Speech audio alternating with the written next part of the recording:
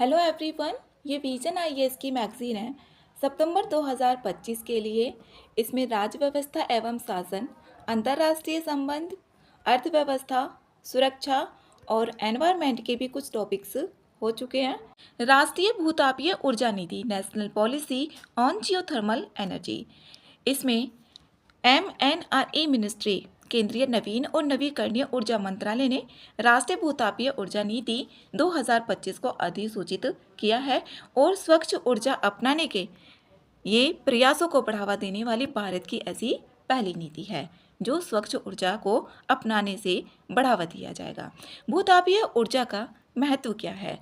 अब इसमें जो भूतापीय ऊर्जा है, पृथ्वी की जो ऊष्मा होती है उससे ही जो उत्पन्न होती है उसी को बोला जाता है भूतापीय ऊर्जा, और ये 24/7 होती है।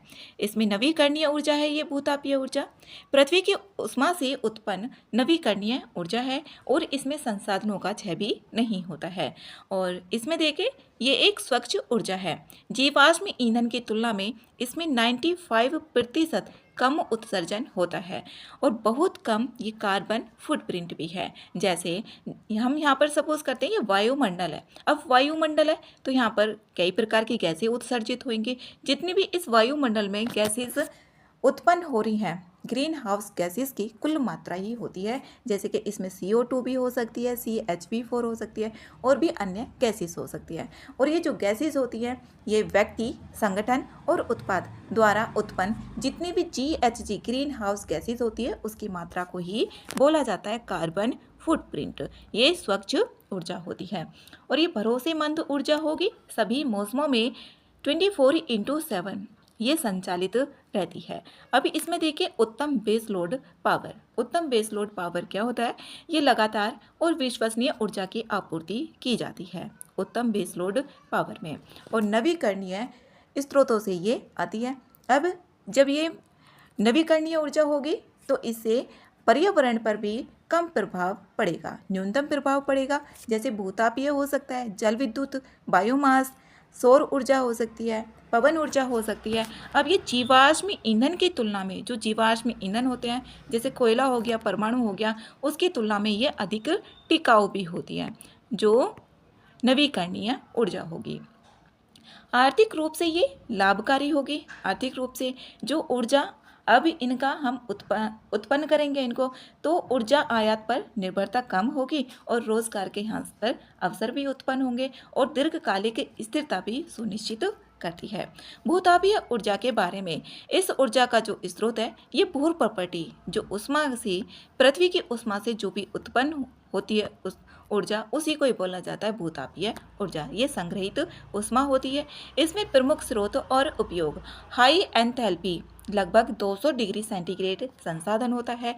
इसमें जो हाई एंथैल्पी होता है, हाई एंथैल्पी में ये संसाधन ज्वालामुखी और गीजर, और इसमें हॉट स्प्रिंग्स, ये जो होते हैं बिजली उत्पन्न के लिए ये उपयोग किए जाते हैं। इसमें बिजली का उत्पादन किया जाता है। अब निम्न से सामान्य एंथैल्पी, निम्न से सामान्य एंथैल्पी 100 से 180 डिग्री संसाधन। इसमें गर्म चट्टानें होती हैं और उथली भूमिगत परतें होती हैं। कहाँ, इसमें बताया कि कहाँ कहाँ से हम जो भूतापीय ऊर्जा है इसको उत्पन्न कर सकते हैं। ये हीटिंग, कूलिंग और कृषि खाद्य, जलीय कृषि और भूतापीय हीट पंप जैसे प्रत्यक्ष उपयोगों के लिए उपयुक्त होते हैं। भारत में अनुमानित क्षमता अभी कितनी है? जियोथर्मल एटलस ऑफ इंडिया के अनुसार 2022 के अनुसार देखें तो 10,600 मेगावाट है अभी जो भारत में अनुमानित क्षमता है। GSI ने 381 हॉट स्प्रिंग्स और 10 बहुतापीय प्रोविंसेस की पहचान की है। इसमें कौन कौन से हैं? GSI के अनुसार है। इसमें यहाँ पर जैसे हिमालयी भूतापीय प्रोविंस है, अरावली भूतापीय प्रोविंस, नागा लुसाई भूतापीय प्रोविंस, इसमें कितने हैं? ये 10 हैं। कैम्बी, और ये पश्चिमी तटीय भूतापीय और नदी घाटी भूतापीय, सोन नर्मदा तापी भूतापीय प्रोविंस, गोदावरी घाटी भी है, अंडमान निकोबार में भी है, और यहाँ पर दक्षिण भूतापीय क्रोटेनिक भूतापीय प्रोविंस, इनकी पहचान की गई है। ये 10 है। भारत में भूतापीय ऊर्जा के विकास से संबंधित जो चुनौतियां, अब चुनौतियां भी होंगी। शुरू में जो होती है इसकी लागत बहुत ज़्यादा होती है। स्टार्टिंग में इसकी लागत बहुत ज़्यादा होगी। भूतापीय ऊर्जा स्रोत की खोज और ड्रिलिंग में बहुत अधिक पूंजी की इसमें आवश्यकता होती है।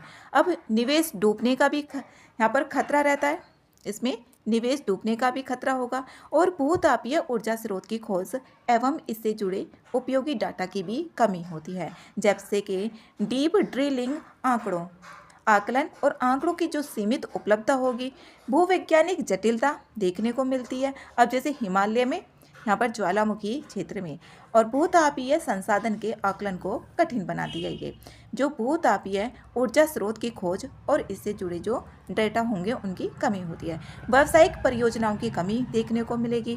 प्रौद्योगिकी और कौशल की कमी मिलती है।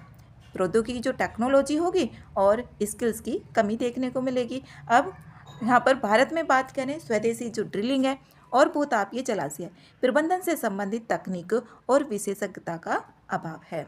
पर्यावरण और सामाजिक चिंताएं भी देखने को मिलती हैं, जैसे कि भूधसाव हो गया, भूकंपीय गतिविधियां और जल प्रदूषण जैसे खतरे उत्पन्न हो सकते हैं। राष्ट्रीय भूतापीय ऊर्जा नीति, जो राष्ट्रीय भूतापीय ऊर्जा नीति है, अब इसमें जो 2070 तक नेट जीरो कार्बन उत्सर्जन का लक्ष्य भी प्राप्त करना है। इसलिए भारत ने नवीकरणीय ऊर्जा मिश्रण अहम हिस्सा के रूप में इसे स्थापित करना समझा है कि 2070 तक भारत को यहाँ पर नेट ज़ीरो उत्सर्जन करना है और इसके लिए जो नोडल मंत्रालय है वो MNRE है। इसमें नवीकरणीय मंत्रालय NPGE इसके लक्ष्य हैं। यहाँ पर भूतापीय ऊर्जा विकास, उपयोग, अत्याधुनिक अन्वेषण, ड्रिलिंग तकनीक, जलाशय प्रबंधन और जो किफ़ायती विद्युत उत्पादन पर अनुसंधान में सुधार लाना है। इसके उपयोग में भी और इसके अन्वेषण में भी इसकी तकनीक सही होनी चाहिए, जलाशय प्रबंधन सही होने चाहिए, इन सभी में सुधार लेकर आना है। ये इसके लक्ष्य है। और भूतापीय ऊर्जा का जो क्षेत्र है, सर्वोत्तम पद्धतियों को अपनाने के लिए जो मंत्रालय होंगे, अंतर्राष्ट्रीय भूतापीय विकास संस्थाओं और राष्ट्रीय अनुसंधान संस्थानों के साथ भी सहयोग करना है। भूतापीय ऊर्जा के क्षेत्र में मंत्रालयों के साथ में भी अंतर्राष्ट्रीय भूतापीय विकास संस्थाओं के साथ और राष्ट्रीय अनुसंधान संस्थानों के साथ भी इसमें सहयोग करना है। इसमें भवनों, कृषि, उद्योग, कार्बन मुक्त बनाने के लिए जो भूतापीय हीटिंग है, कूलिंग तकनीक और इसके अन्य प्रत्यक्ष उपयोग से जुड़े समाधानों को भी लागू करना है, जिससे कार्बन मुक्त बनाया जाए। सार्वजनिक निजी भागीदारी, इसमें PPP इसका सहयोग लिया जाएगा। क्षमता निर्माण और इससे जुड़े जो भी ज्ञान साझा करने के लिए अनुकूल परिस्थितियां भी बनाना इसका लक्ष्य है। अब इसकी जो मुख्य विशेषताएं हैं कौन कौन सी हैं, जैसे कि नीति का दायरा, ये जो पॉलिसी होगी इसका दायरा, संसाधन का आकलन करना कि भूमि संसाधन कहाँ पर सही है, और बिजली उत्पादन प्रणालियाँ, प्रत्यक्ष उपयोग और भूतापीय सोर्स हीटिंग पंप, इनसे संबंधित नीति का दायरा बताया हुआ है। उभरती हुई नवीन प्रौद्योगिकियाँ जैसे कि EGS भूतापीय प्रणालियाँ हैं, ये आधुनिक काल की हैं, अत्याधुनिक। और भूतापीय ऊर्जा भंडारण, अपतटीय भूतापीय कूप और परित्यक्त तेल और गैस कूपों से भूतापीय ऊर्जा की प्राप्ति, ये जो नीति है उसकी विशेषता है। सिलिका, बोरेक्स, सीजियम, लिथियम जैसे खनिज उप उत्पाद। भूतापीय संसाधन डेटा रिपोजिटरी है उसका निर्माण, जो रिपोजिटरी है इसका निर्माण, ये एक रिपोजिटरी, इसमें अनुसंधान और विकास, डेटा मानकीकरण किया जाएगा। भूतापीय संसाधनों तक उसकी पहुंच को बढ़ावा देने में मदद करती है, जैसे कि ऑपरेटर्स होते हैं, ऑपरेटर्स होंगे और डेवलपर्स भी होते हैं, तो उनको सर्वेक्षण और संसाधन मूल्यांकन जारी करने की अनुमति देती है। जो यहाँ पर भूतापीय संसाधन डेटा रिपोजिटरी है इसका निर्माण किया जाएगा। इसमें यहाँ पर ये केंद्रीय खान मंत्रालय, पृथ्वी विज्ञान मंत्रालय, इसके बीच में सहयोग और GSI जो भारतीय भूवैज्ञानिक सर्वेक्षण है और नेशनल डेटा रिपोजिटरी जैसे संस्थाओं के बीच में सहयोग करना है। इसमें national data repository, national data repository, ये किसी देश के महत्वपूर्ण डेटा को, जैसे कि हाइड्रोकार्बन हो गए, भूविज्ञान या परिवहन से संबंधित डेटा को ये संग्रहित करने के लिए प्रबंधित साझा एक केंद्रीकृत प्रणाली है। इसमें हाइड्रोकार्बन, भूविज्ञान और परिवहन से संबंधित एक डाटा बैंक के रूप में कार्य करती है। जो नेशनल डेटा रिपोजिटरी है, ये एक डाटा बैंक के रूप में कार्य करेगी। इसमें जो भी हितधारक होते हैं उनको डेटा तक पहुंच प्रदान करती है, डेटा का कुशल और उपयोग किया जा सके, देश के प्राकृतिक संसाधनों और बुनियादी ढांचे का भी विकास करने में मदद मिल सके। इसका यही काम होता है। ऑपरेटर्स और डेवलपर्स को अनुसंधान एवं विकास आकलन, जिसे भूतापीय संसाधन आकलन सर्वेक्षण की अनुमति होगी। अब इसमें विकास मॉडल है, स्वदेशी भूतापीय प्रौद्योगिकी को प्राथमिकता दी जाएगी, स्थानीय इनोवेशन को भी बढ़ावा दिया जाएगा। आर्थिक रूप से ये लाभकारी मॉडल होगा। इसमें जैसे राजस्व साझा किया जाएगा और उपलब्धि आधारित भुगतान भी साझे किए जाएंगे। इसमें केंद्रीय वित्तीय सहायता भी मिलेगी, केंद्रीय वित्तीय सहायता मिलेगी केंद्र से। अब पूर्वोत्तर क्षेत्र और विशेष श्रेणी वाले राज्यों को इसमें सहायता दी जाएगी, वित्तीय पैसे दिए जाएंगे। संयुक्त मॉडल भी होंगे इसमें, जैसे अभी देखा, इसमें जो भी अलग अलग मंत्रालय हैं वो भी साथ में आएंगे और जो भी एजेंसियाँ हैं वो भी। तेल और गैस उत्पादन केंद्रों का फिर से उपयोग किया जाएगा, जैसे पाइपलाइन का उपयोग। अनुसंधान एवं विकास और प्रशिक्षण के लिए जो पायलट परियोजनाएं हैं, सेंटर ऑफ एक्सीलेंस, ये भी एक इसके लिए विकास मॉडल है। संधारणीयता पर भी विकास बल दिया जाएगा, जैसे वित्त पोषण, फाइनेंस व्यवस्था। अब इसमें नवीकरणीय ऊर्जा अनुसंधान एवं प्रौद्योगिकी विकास कार्यक्रम है। यह एक गैर सरकारी लाभकारी संगठनों को 100% तक उद्योग जगत, स्टार्टअप, निजी संस्थानों, उद्यमियों और विनिर्माण इकाइयों को 70% तक इसमें वित्तीय सहायता प्रदान की जाती है। इसमें जो सरकारी और गैर सरकारी अनुसंधान संगठन है, एक तो सरकारी और एक NGOs, उनको 100% तक, और उद्योग जगत, स्टार्टअप, निजी संस्थानों, उद्यमियों, इनको 70% तक की वित्तीय सहायता प्रदान की जाती है। इसके अंतर्गत लंबे समय के लिए रियायती ऋण जो होंगे वो भी प्रोवाइड किए जाते हैं। सॉवरेन ग्रीन बॉन्ड और इसमें जो वायबिलिटी गैप फंडिंग है, इसकी भी सुविधाएं प्रदान की जाती हैं। राजकोषीय प्रोत्साहन भी दिया जाता है, छूट दी जाएगी GST में। और इसमें समर्थन तंत्र और भी बाकी होते हैं, जैसे कि कार्बन क्रेडिट ट्रेडिंग स्कीम होती है, इसको भी इसमें शामिल किया गया है। राज्यों और केंद्र शासित प्रदेशों के लिए दिशा निर्देश भी बताए गए हैं कि भूतापीय ऊर्जा स्रोत उनकी खोज, विकास का परमिट और जो भूमि पट्टे प्रदान करने की जिम्मेदारी राज्यों और केंद्र शासित प्रदेशों पर होगी। इसकी जिम्मेदारी दे दी गई राज्यों और केंद्र शासित प्रदेशों पर। इसमें 3 से 5 वर्षों के लिए ही जो भूतापीय ऊर्जा स्रोत हैं उनकी खोज का यहाँ पर की जा सकती है, 3 से 5 वर्षों तक। भूतापीय ऊर्जा से बिजली उत्पादन और भूतापीय ऊर्जा के प्रत्यक्ष उपयोग वाले समाधानों के लिए 30 वर्षों तक पट्टे दिए जा सकते हैं। ये 30 वर्षों के लिए है जो पट्टे दिए जाएंगे। और इसमें सिंगल विंडो क्लियरेंस व्यवस्था की भी शुरुआत की गई है। सिंगल विंडो क्लियरेंस, इसमें सुदूर क्षेत्रों, आदिवासी क्षेत्रों और भूतापीय ऊर्जा के विकास से जो पहले हितधारक हैं उनसे परामर्श करना और पर्याप्त क्षतिपूर्ति उपाय सुनिश्चित भी करना है। अब इसमें एक वर्ड और होता है, एक तो कार्बन फुटप्रिंट है और एक होता है कार्बन सिंक। अब जो कार्बन सिंक होता है, कभी कभी पूछ लिया जाता है कि कार्बन सिंक का अर्थ क्या होता है।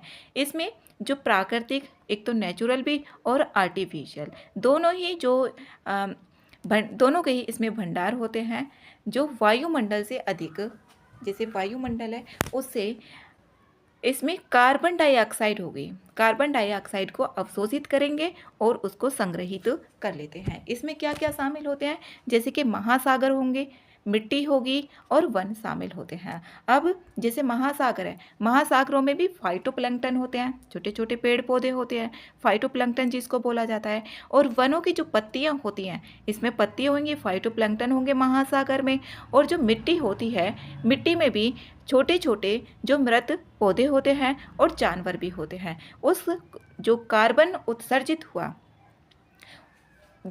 उत्सर्जित हो रहा है उसको तो बोलेंगे कार्बन फुटप्रिंट। और कार्बन सिंक का मतलब है उसको अवशोषण कर लेना, जो कार्बन है। तो ये अवशोषण का काम करते हैं। इसमें वन, महासागर और आते हैं मिट्टी। इसमें आ गया है इसका निष्कर्ष है, राष्ट्रीय भूतापीय नीति 2025 इसको मंजूरी और सरल प्रक्रिया बनाकर अनुसंधान एवं विकास साझेदारियों को बढ़ावा देकर वित्तीय प्रोत्साहन और साझा प्रदान करके जो चुनौतियां हैं उनको कम किया जाए। अब इसमें स्थायी इनोवेशन को बढ़ावा दिया जाना चाहिए, जिससे क्षेत्र और जुड़े प्रभावित व्यक्ति और संस्थाओं से परामर्श करके जो भी विशेष पायलट परियोजनाएं हैं उनके माध्यम से यह नीति बहुतापीय ऊर्जा के सतत और भरोसेमंद विकास के लिए मजबूत आधार तैयार करती हो। इसमें यही है कि जो भी चुनौतियां आ रही हैं, इसके सामने समस्या आ रही हैं, उनको कम से कम किया जाए और जो भी इनोवेशन है उनको बढ़ावा दिया जाए।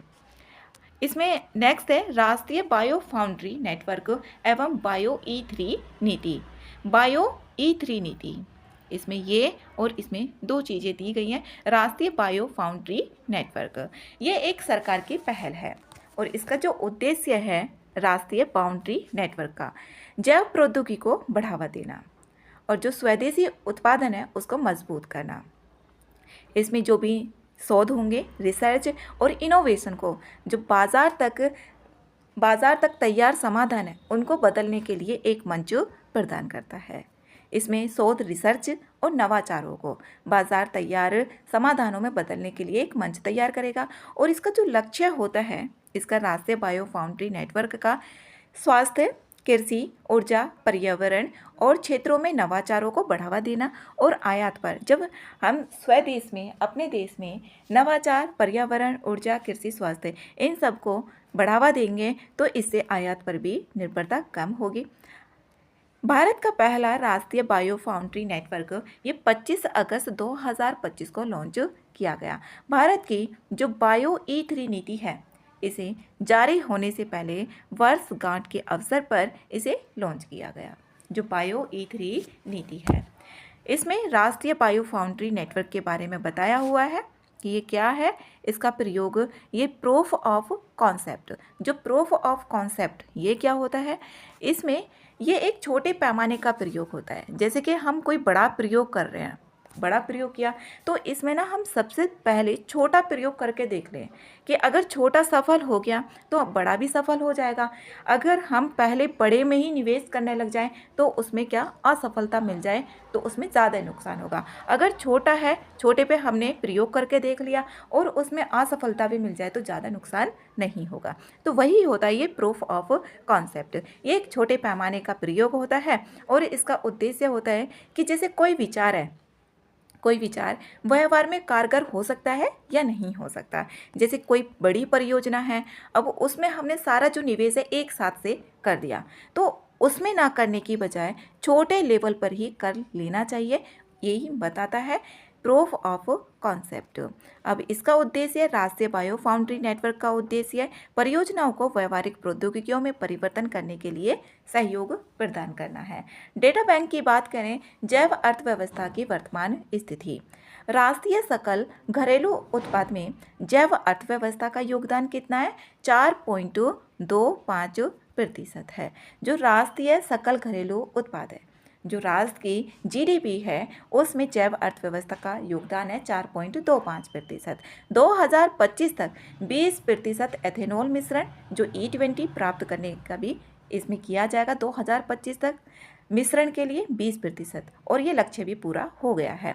2025 तक 13,000 जैव प्रौद्योगिकी जैव स्टार्टअप जो 142% की वृद्धि दर्शाएंगे। ये 13,000 जैव प्रौद्योगिकी स्टार्टअप हैं, इसमें 142% की वृद्धि को दर्शाएंगे।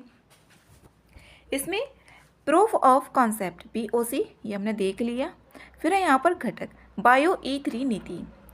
बायो E3 नीति जो नेटवर्क है, ये वाला नेटवर्क, ये किसका हिस्सा है? ये एक घटक है बायो E3 नीति का ही, और इसे बायो इनेबलर्स, जो बायो इनेबलर्स हैं, की श्रेणी में भी रखा जाएगा। अब बायो फाउंड्री में ये ऑटोमेटेड फैसिलिटी है। ये ऑटोमेटेड फैसिलिटी है जिसमें DNA संश्लेषण, जीन एडिटिंग और व्यापक बायो मैन्युफैक्चरिंग प्रक्रियाओं को एकत्रित इसमें किया जाता है। इसके कार्य क्या होंगे? अलग अलग थीमेटिक क्षेत्र होंगे। इसमें अलग अलग थीमेटिक क्षेत्र, अलग अलग जो क्षेत्र होंगे उसमें अलग अलग थीम होगी। जैसे अनुसंधान गतिविधियों का विस्तार करना, उदाहरण के लिए यहाँ पर देखें, प्रथम और द्वितीय जो पीढ़ी के जैव ईंधन है उसके लिए सूक्ष्म जीव प्रजातियों की इंजीनियरिंग पर भी कार्य कर रहा है। अब IIT मद्रास पशु रहित हाइल्यूरोनिक जो अम्ल है इसके उत्पादन को भी प्रोत्साहित कर रहा है।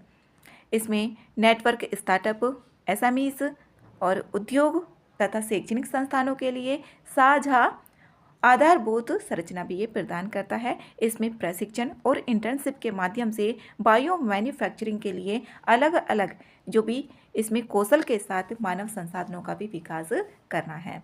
बायो E3 का मतलब होता है जैसे इकोनॉमिक्स हो गया, एनवायरनमेंट हो गया और एम्प्लॉयमेंट, क्योंकि बायो B और E3 का E 3 हो गए। इसमें एक हो गया इकोनॉमिक्स और दूसरा एनवायरनमेंट और एक एम्प्लॉयमेंट। ये प्रौद्योगिकी इसके बारे में है। ये भारत की एक पहली नीति है जैव प्रौद्योगिकी पर, और इसे 2024 में मंजूरी दी गई थी। इसका मंत्रालय देखें तो मंत्रालय विज्ञान और प्रौद्योगिकी मंत्रालय के अंतर्गत जो DBT यहाँ पर जैव प्रौद्योगिकी विभाग है उसके अंतर्गत ये आती है, जो बायो E3 नीति है। इसमें इसका उद्देश्य बायो मैन्युफैक्चरिंग को बेहतर दक्षता, संधारणीयता, गुणवत्ता के साथ क्रांतिकारी रूप से विकसित करना है। बायो मैन्युफैक्चरिंग में परिशुद्ध जैव चिकित्सीय, कार्बन कैप्चर और उपयोग, फंक्शनल फूड्स और स्मार्ट प्रोटीन जैसे क्षेत्र भी इसमें शामिल किए गए हैं, जो बायो E3 ये नीति है। इसका लक्ष्य क्या है? इसका लक्ष्य है 2030 तक जैव अर्थव्यवस्था को दुगना करके 300 अरब अमेरिकी डॉलर तक पहुंचाना है। कब तक? 2030 तक। इस तरीके से प्रीलिम्स में ऑप्शन बना कर पूछ लिए जाते हैं। 2030 तक जो जैव अर्थव्यवस्था है इसको दुगना करके 300 अमेरिकी अरब डॉलर भी पहुंचाना है। अब जैव अर्थव्यवस्था, इसमें जैव अर्थव्यवस्था आया है, इसमें जैसे जैविक संसाधन हो गए। जैविक संसाधनों में क्या होंगे? फसलें आ जाती हैं, फसलें, पशु, सूक्ष्म जीव भी आ जाएंगे। इनके जो स्थायी उत्पादन, उपयोग और संरक्षण पर आधारित ये एक आर्थिक मॉडल होता है। इसमें ज्ञान, विज्ञान और प्रौद्योगिकी, नवाचार भी शामिल होते हैं। इसका जो लक्ष्य होता है, जैव अर्थव्यवस्था का लक्ष्य होता है कि जो जीवाश्म ईंधन है उन पर निर्भरता को कम किया जाए, कम करके जो नवीकरणीय संसाधन है उनको बढ़ावा दिया जाए, जो आर्थिक, सामाजिक और पर्यावरणीय लाभ भी प्रदान करे। बायो E3 नीति की प्रमुख विशेषताएं जैसे नवाचार आधारित अनुसंधान एवं विकास और उद्यमिता, प्रौद्योगिकी विकास और व्यवसायीकरण, हरित विकास मॉडल, सार्वजनिक नीति भागीदारी, इसमें ये भी शामिल किए गए हैं। बायो E3 जो नीति है इसकी उपलब्धियां क्या क्या रही हैं? इसमें अवसंरचना 21, जो अवसंरचना 21 है, अवसंरचना इसमें 21 अत्याधुनिक बायो इनेबलर सुविधाओं की भी स्थापना की गई है, और इसमें BRIC राष्ट्रीय कृषि खाद्य जैव विनिर्माण संस्थान की भी स्थापना की गई है। अब जो ये संस्थान है ना BRIC, ये पंजाब मोहाली में स्थित है।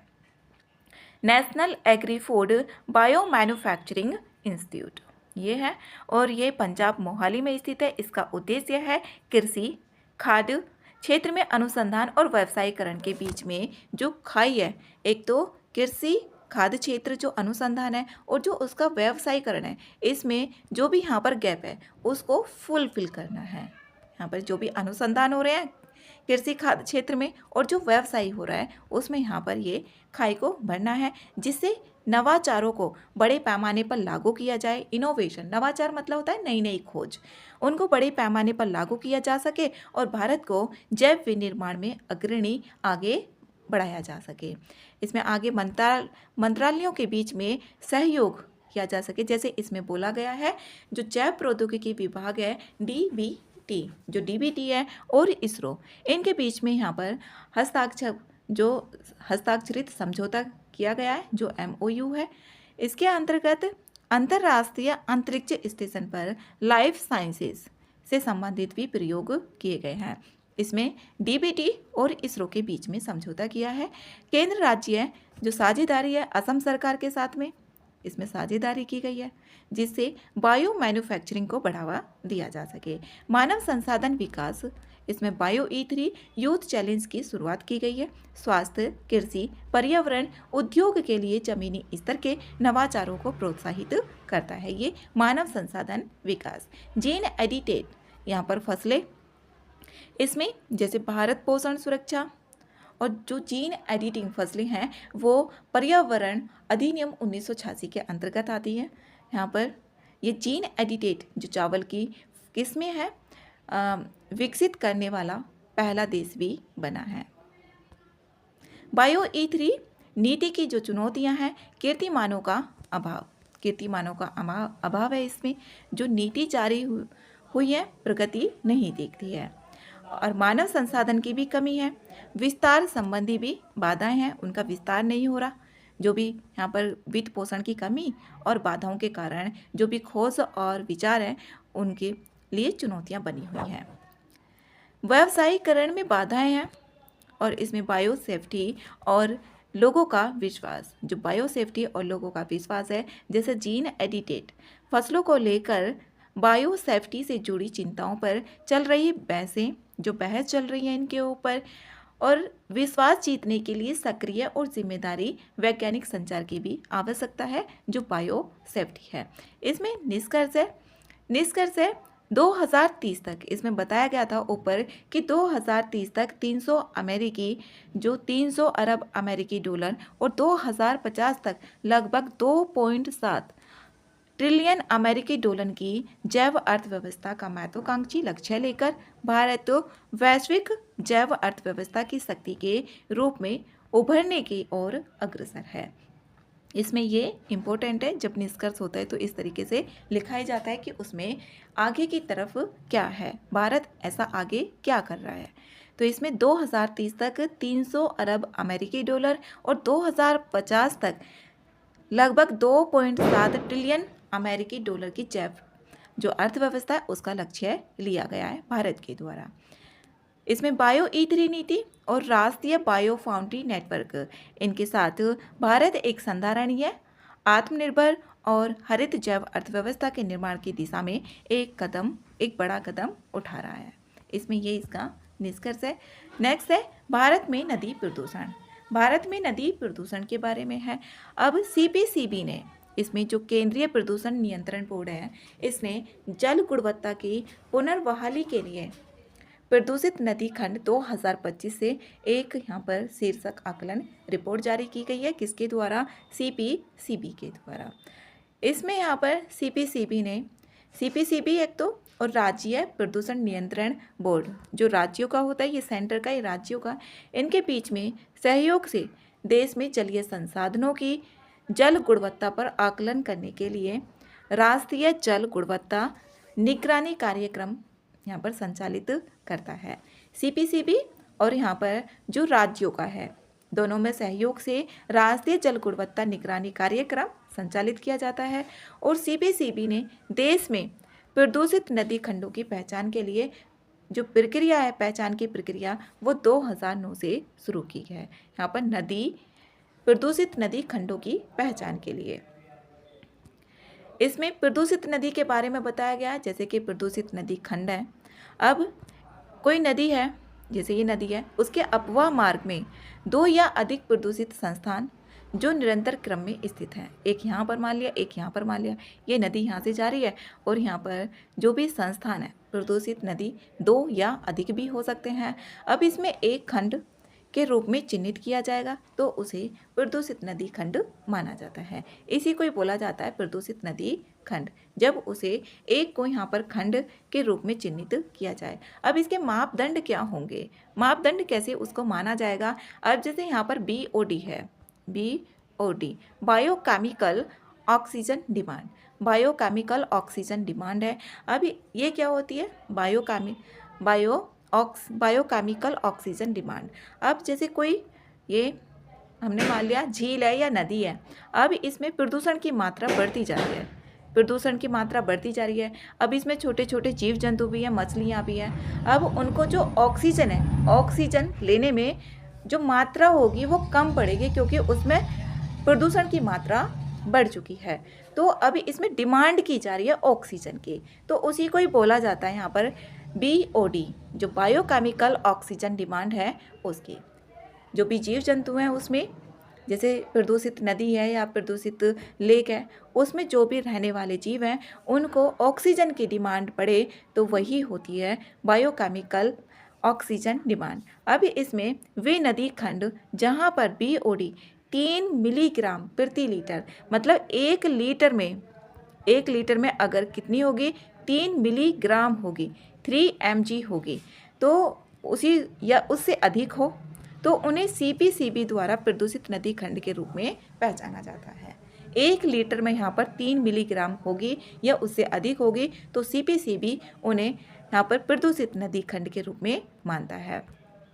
अब BOD जो जल की गुणवत्ता आकलन का एक प्रमुख संकेतक होता है कि जो जल है वहाँ पर प्रदूषण की मात्रा कितनी है, और यह ऑर्गेनिक पदार्थ को विकसित करने का एक आवश्यक ऑक्सीजन को भी मापता है। अब इसमें श्रेणियाँ जैसे BOD स्तर के आधार पर प्रदूषित नदी खंड को 5 प्राथमिकता वाले वर्ग 1 से 5 तक वर्गीकृत किया जाता है।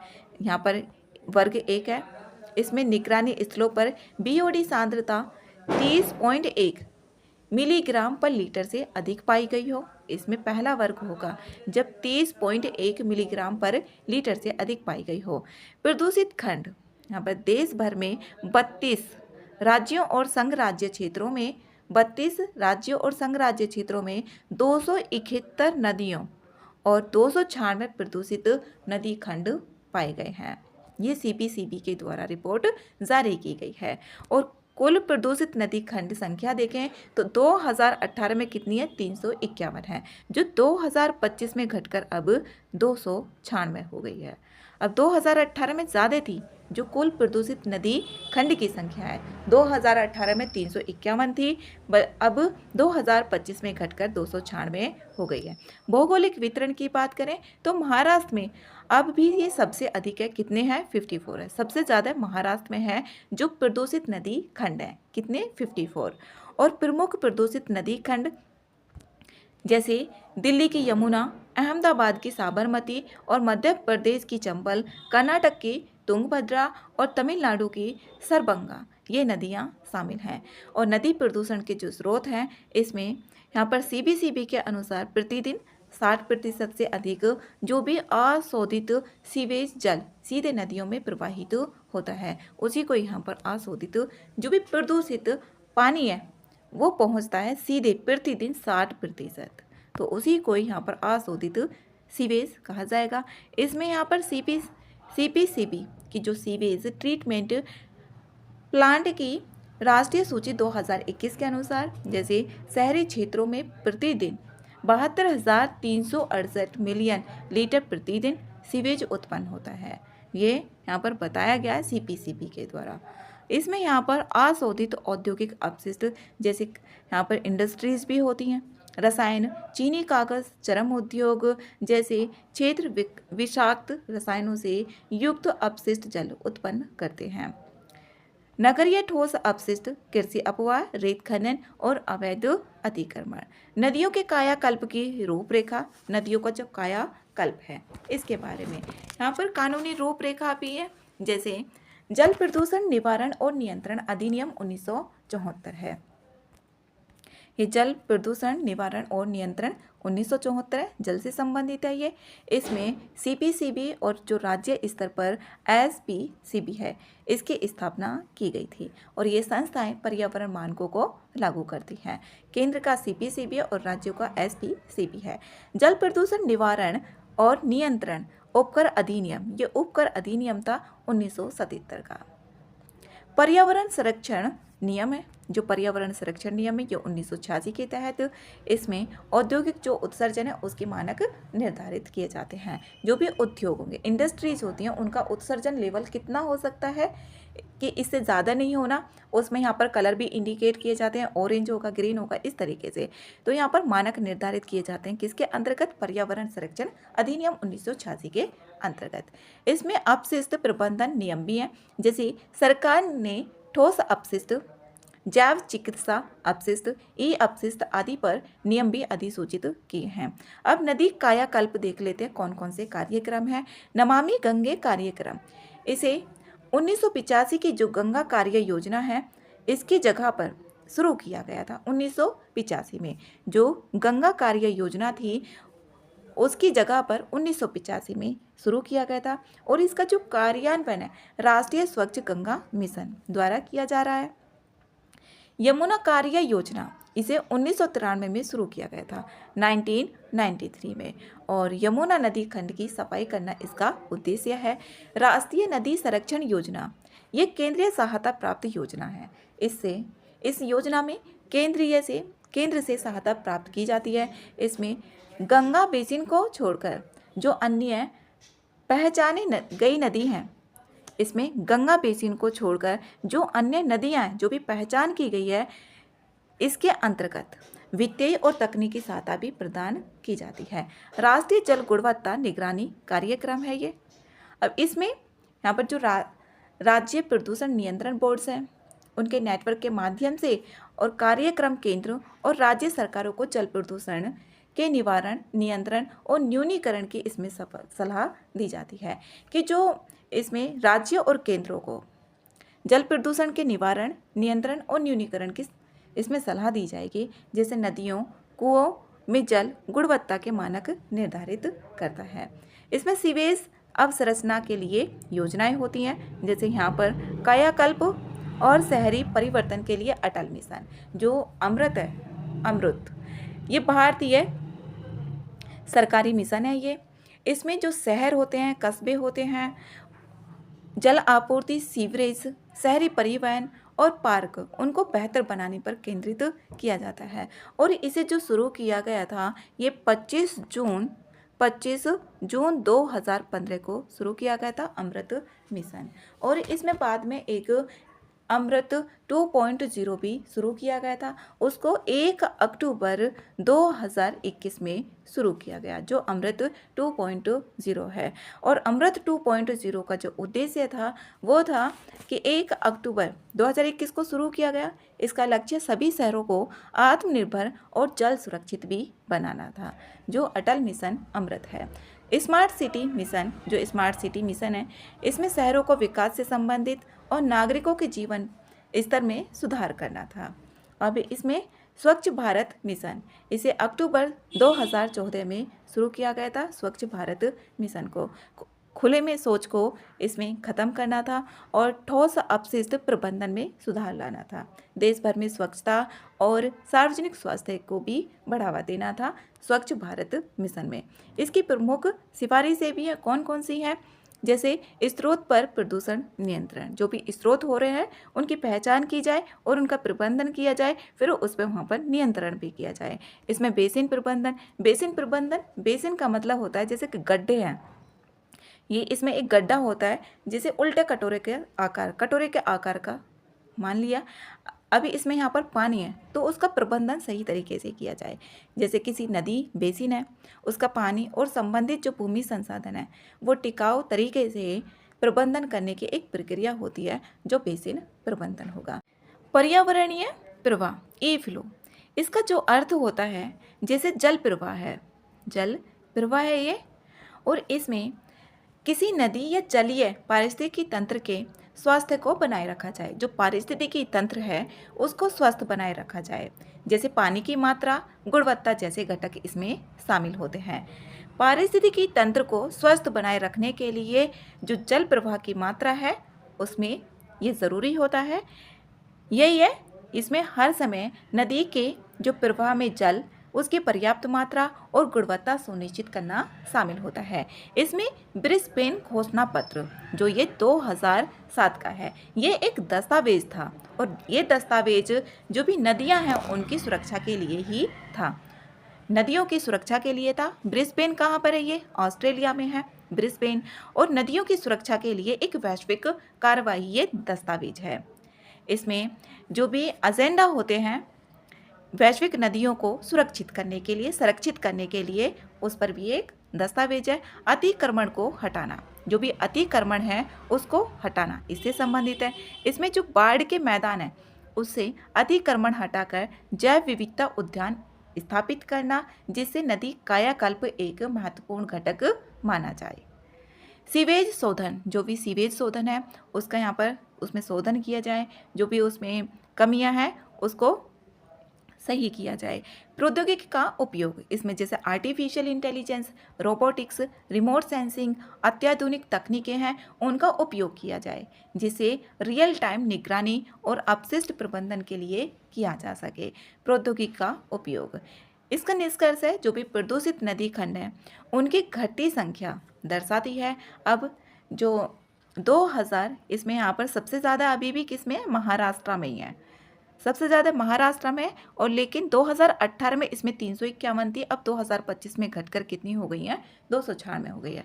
तो ये एक अच्छा पॉइंट है, प्लस पॉइंट है कि इसमें इनकी संख्या में कमी हो रही है। तो ये संख्या दर्शाती है कि सामूहिक प्रयास धीरे धीरे जो परिणाम है वो देने लगे हैं, जो सामूहिक प्रयास किए जा रहे थे।